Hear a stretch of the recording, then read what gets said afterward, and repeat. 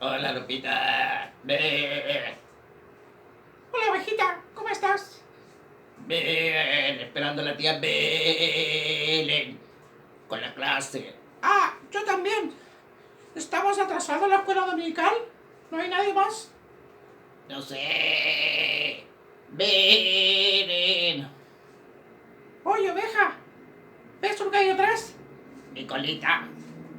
¡No! ¡Mira! ¡Oh! ¡Clase de adolescentes! ¡Nos equivocamos! ¡Chao! ¡Chao! ¡Chao!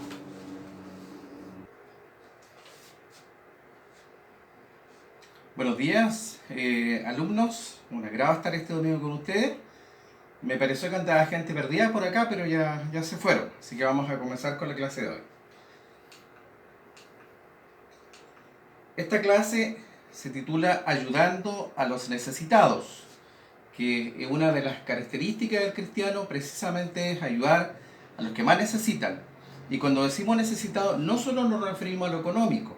Muchas veces tiene que ver necesidad de apoyo emocional, alguien que está muy triste, alguien que necesita un amigo, que necesita que lo escuchen. Eso también es ayudar a los necesitados. Pero vayamos al enfoque bíblico de esta clase. ¿Qué nos dice? Por tanto, siempre que tengamos oportunidad, hagamos bien a todos, y especialmente a los de la familia de la fe. ¿Y quiénes son los de la familia de la fe? Bueno, mis hermanos, los que veo más habitualmente, ¿cierto?, en la congregación, en el templo, aunque ahora no estemos en el templo. No olviden comunicarse por WhatsApp, por Facebook, por Instagram, de tal manera que se mantengan conectados. Así que yo espero que Yeshua tenga la oportunidad de comunicarse tal vez con Fabio, o con Roxy, o con Bárbara, o con Marcelo, o con otros más, ¿cierto?, que no son parte de la clase. Con los amigos que nos ven de Calama, todos son siempre bienvenidos a estar conectados. Este libro lo escribió el apóstol Pablo. Pongan mucha atención porque les voy a enviar algunas preguntas. Lo escribió el apóstol Pablo, y está escrito a una provincia de la antigua Judea que se llamaba Galacia. Y Galacia era una zona que tenía un poco de los galos, porque era gente que había emigrado desde los celtas a parte de Europa, y de Europa habían seguido rumbo porque eran tropas, más bien grupos nómades, ¿cierto? Y de alguna manera se asentaron y recibieron ese gentilicio que los caracterizaba en ese tiempo. Así que de esa manera nombraron a esta provincia. ¿Dónde está? Para los que les gusta la geografía, aquí hay una flecha que indica en qué lugar está en el mapa Galacia, y que hoy día corresponde al país de Turquía. Más abajo ustedes ven el mar Mediterráneo, ¿cierto? Y hacia arriba la flecha el mar Negro, y en un punto acá en el extremo está Israel, lo que hoy día es Israel.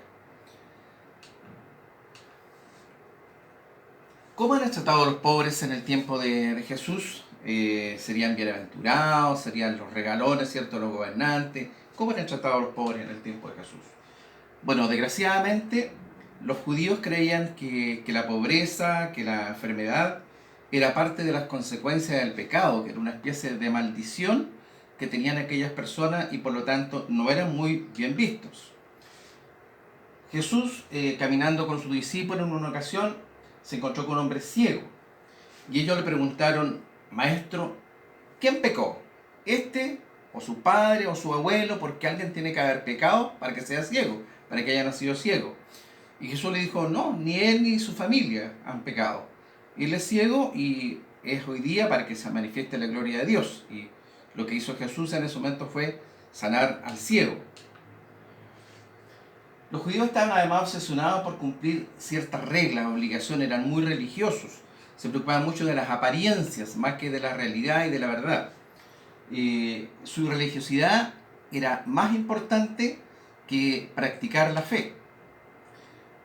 Ni siquiera podían hacer buenas acciones en el día de reposo, que era el día sábado, ¿cierto? Porque según ellos eso era trabajo. Y todos tenían esta mentalidad, ¿cierto?, de ser muy santos, muy capos, muy cerca de Dios, pero no practicaban cosas muy básicas, como por ejemplo lo que vimos un par de clases atrás, ¿cierto?, del buen samaritano. que pasaron muchas personas, un sacerdote, un levita, y no lo ayudó al hombre que estaba herido en el camino, golpeado porque lo habían asaltado, semidesnudo, sin nada que comer. Y el único que le ayudó fue un samaritano, que era una persona que era de otra región, que no tenía la misma cercanía que podría tener un compatriota de él. Sin embargo, Dios nos muestra en este mensaje, ¿cierto?, a través de la parábola que Jesús enseña, que nuestro prójimo es la persona que está más cercana y siempre debemos estar dispuestos a ayudar. Ustedes recuerdan esta imagen, para los que les gusta la pintura, de Vincent Van Gogh, y lo que representa en ella es justamente el hombre que era un comerciante y que ayuda al buen samaritano, seguramente lo sube a la cabalgadura, lo lleva hasta un hotel de esa época, ¿cierto? Y le pide al hotelero que lo cuide y que cuando él vuelva, si ha gastado mucho, él va a pagar todo lo que significó mantener a esta persona hasta que estuviera en condiciones de irse. Giacomo Conti, un pintor italiano, ¿cierto?, hace esta misma representación del hijo pródigo. Estas historias de la Biblia están muy representadas en la pintura de distintos autores, ¿cierto?, y nos ayudan un poco a entender cómo se vivía, ¿cierto?, un poco con trajes típicos de la época, con las características que tenía en ese tiempo los caminos, que no son las rutas de ahora, ¿cierto? Lo bueno es que no había taxis. Los judíos estaban además en ese tiempo sometidos por el Imperio Romano, ¿cierto?, habían sido invadidos. Y, sin embargo, había algunos reyes que se mantenían y que los romanos lo aceptaban porque en alguna medida estos reyes eran títeres del Imperio Romano, al igual que los altos mandos religiosos. El Sanedrín, que era el tribunal de los judíos, era intervenido por los romanos de tal manera de mantener un cierto orden que les permitiera recaudar impuestos, ¿cierto?, vivir con cierta tranquilidad a los romanos sin conflictos de guerras con los judíos. Y por lo tanto los pobres para los romanos no tenían ninguna importancia porque no pagaban impuestos, pagaban muy poco, así que siempre los pobres fueron menospreciados en ese tiempo, ¿cierto? Y desgraciadamente hoy día para muchos también, no así para los cristianos, quienes vemos el rostro de Cristo también en las personas que sufren. Bueno, ¿y cómo actuaba Jesús con los pobres? Porque si los romanos, ¿cierto?, si las autoridades religiosas, si los ricos, si los soldados actuaban de una manera, con los pobres ¿Jesús haría lo mismo? No. Jesús, ¿cierto?, vino a romper todos los prejuicios de los romanos, de los judíos religiosos, ¿cierto? Porque Él no buscaba relacionarse con los gobernantes, Él no buscaba relacionarse con la gente que tenía quizá mucho dinero o con los que tenían el poder de las armas. Él vino a romper esa imagen y Él vino a vincularse con pescadores, con artesanos, con gente pobre, con leprosos, con ciegos, y muchas veces lo más despreciado de la sociedad. Ya dijimos que los enfermos, o sea, por lo tanto ciegos, paralíticos, como se le llama en ese tiempo a las personas que no podían caminar, leprosos, que es una enfermedad muy terrible, en que se les cae la piel, eran personas muy despreciadas, no solo por su condición de salud, porque podían contagiar, sino que además eran despreciados porque, como los judíos pensaban, alguien había pecado y por lo tanto esa persona tenía una suerte de maldición con ellos. Jesús vino a romper esos esquemas y a acercarse sin temor a los leprosos, sin temor a contagiarse, a acercarse a los pobres para tender la mano, a acercarse a los enfermos para consolarlos y para sanarlos. Jesús animaba, sanaba, levantaba y dignificaba a los pobres. Hay muchos ejemplos de la Escritura, pero veamos algunos. Por ejemplo, cuando Jesús sana a un paralítico, en Marcos capítulo 2, del 1 al 12 lo pueden encontrar. Cuando Jesús sana a un ciego que llevaba mucho tiempo sin tener vista, ¿cierto? Había nacido así, y Jesús escupe en el piso, hace un poco de lodo y se lo pone sobre los ojos. Y le dice, anda a un estanque, el estanque Siloé, lávate y vas a recobrar la vista. Muchos dicen, bueno, ¿y por qué simplemente no lo sanó? Dijo, ya, recupera la vista ahora. Porque Jesús tenía diversas maneras de hacer las cosas, no siempre actuaba así. Cuando Jesús resucitó a Lázaro, solo se paró fuera de la tumba y le dijo, Lázaro, ven fuera. No usó barro, no pidió que se bañara, nada en particular. Nosotros no podemos cuestionar la manera, pero lo importante es que Jesús lo hacía.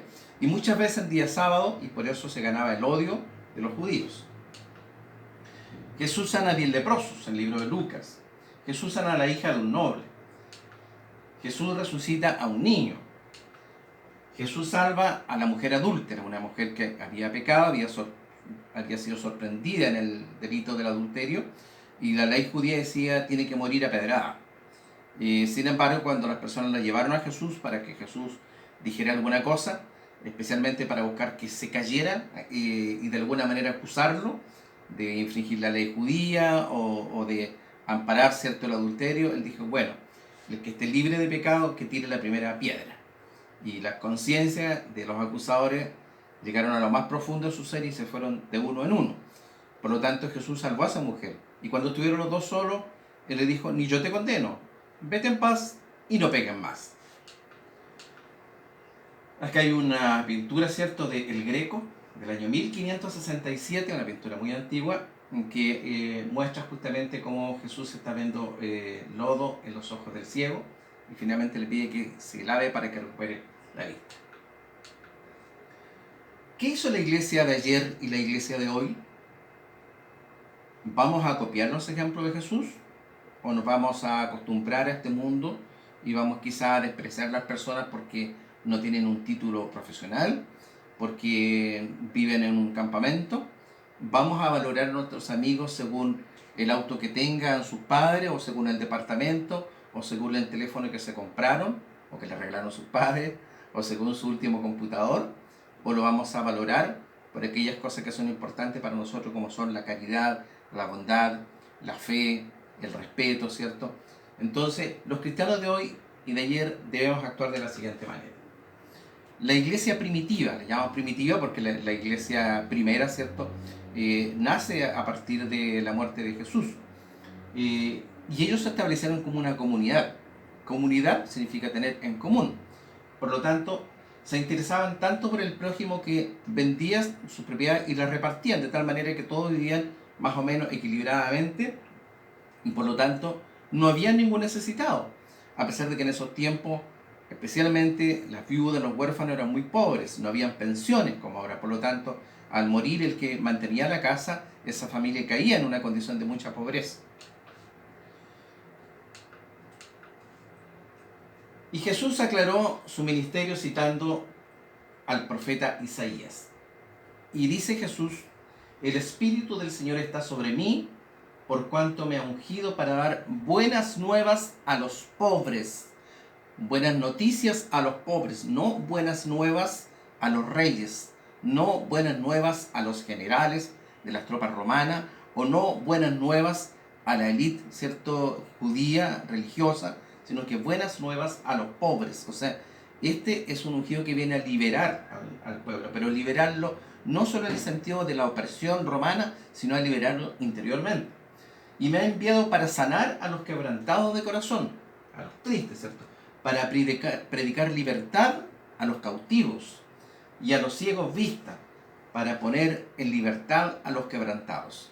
El Evangelio de Jesús es contrapuesto al concepto de éxito que las personas muchas veces tienen en el mundo de hoy. Y los cristianos debemos adaptarnos a esta enseñanza, que es la enseñanza de Jesucristo. Seguramente ustedes conocen a este Señor. Los que no lo conocen están castigados y tienen que hacer la tarea de averiguar quién es. Pero yo le voy a dar una pista, ¿cierto? Este Señor trabajó por los derechos de las personas de color, las personas negras, en Estados Unidos. Es un pastor bautista, abogado, y murió asesinado precisamente por las causas en las que él creía. Su nombre, exactamente, algunos lo saben, los que no van a contestar en la próxima clase. Este otro señor, sonriente, ustedes dirán, la pasa muy bien. No, pasó más de 30 años preso por creer en que todas las personas tenían los mismos derechos.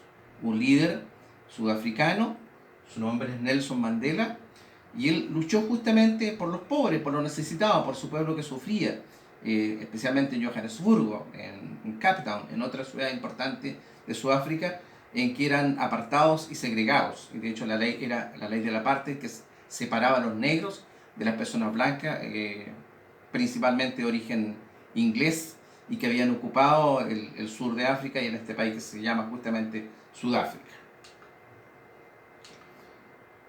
Esta dama es de origen albanés, un pequeño país de Europa, es el país más pobre de Europa.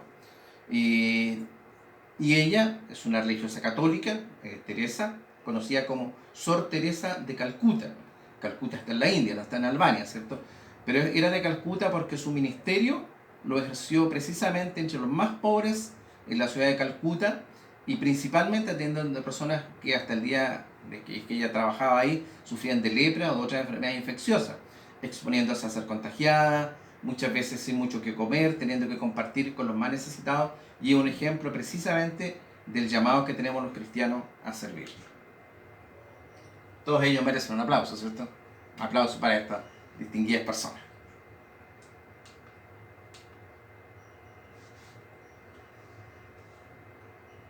Finalmente Jesús, en lo que llama el juicio de las naciones, hace un recuento de cuáles eran las cosas importantes en la mirada que Dios tenía para con nuestra conducta.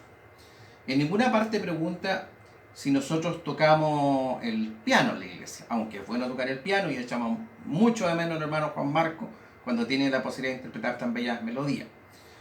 Pero tampoco tiene que ver con el que abre la puerta. Y es muy bueno que el hermano Marcelo los domingos abra la puerta y gentilmente nos atienda. Tampoco habla de la predicación.